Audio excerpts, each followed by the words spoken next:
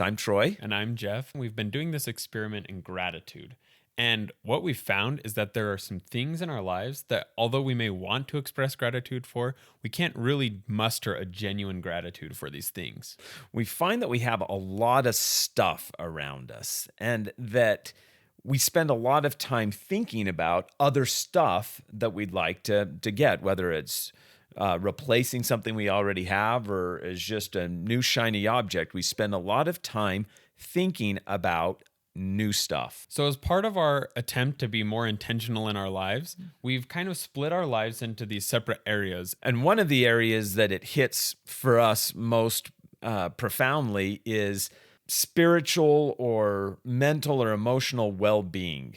Consumerism is the idea of acquiring new things and focusing on new things. And what we found as we've thought about it is that consumerism really is the antithesis of gratitude. Yeah, this kind of more is better or I need to upgrade is really contradictory to what gratitude really means, which is kind of this sense of satisfaction and appreciation for what you already have, not the focus on what you don't.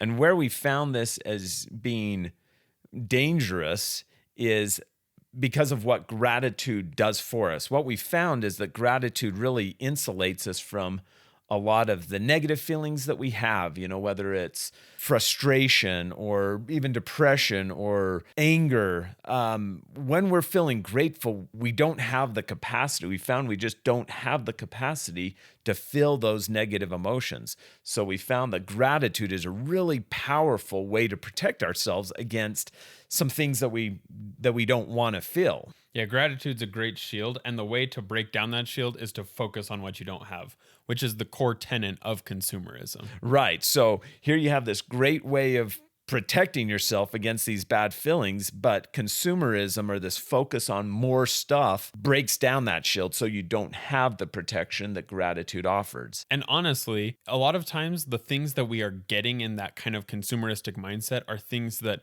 we ultimately don't want. In fact, I just went through my closet yesterday and thinking about it from this source of what am I grateful for in this closet? I got rid of a bunch of my clothes because they were clothes that I held onto for emotional or sentimental reasons that really I will never wear. In fact, a great example is I got these shirts that shrink, blinkety blink.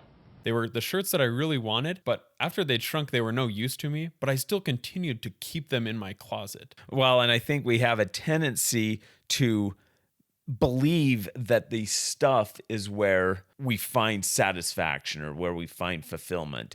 And as we look at things from a gratitude perspective, at least for me, what it's done is it's encouraged me to think about what the stuff does for me. So what role that it plays. And though it's still a work in progress, to be sure, trying to approach things with the idea of preserving my ability to be grateful and finding that contentment really has helped me better evaluate what role this different stuff plays in my mental or emotional or even spiritual well-being.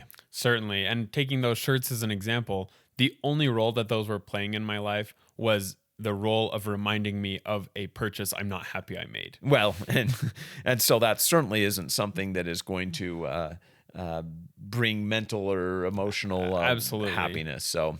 So we do find there is real danger in the consumerism, in this idea of more stuff or better stuff. There's a real danger to that area of our life relating to mental or emotional or spiritual well-being. So gratitude, we found, really is the shield. It's the wall that protects us against a lot of those negative feelings. Consumerism is the threat to that wall or to that shield.